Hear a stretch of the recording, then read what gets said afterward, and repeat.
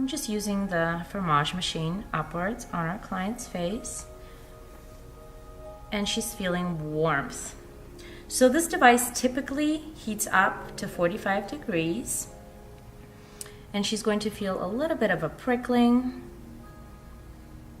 Usually the treatment time for the entire face is 10 minutes, and you absolutely need a product. So we applied Active Renewal Cream here for our client. You can pat under the eyes and here too. So once the 10 minutes are up with this device, you're going to apply a cold mask.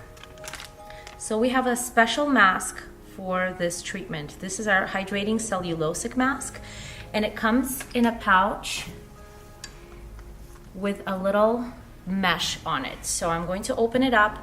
Now this is a mask that I just got out of the refrigerator, so it is cold. You want to make sure you take this mesh off and dispose this. You don't need this piece. You just need the mask itself, and it feels very good after this hot treatment to have a cold mask on your face. So this is what we're going to apply right now. And this mask is, of course, cellulosic means it's made out of lyocell, which is bamboo. It's completely decomposable. It's hydrating, and it feels like silk. And this one is infused with argireline and hyaluronic acid.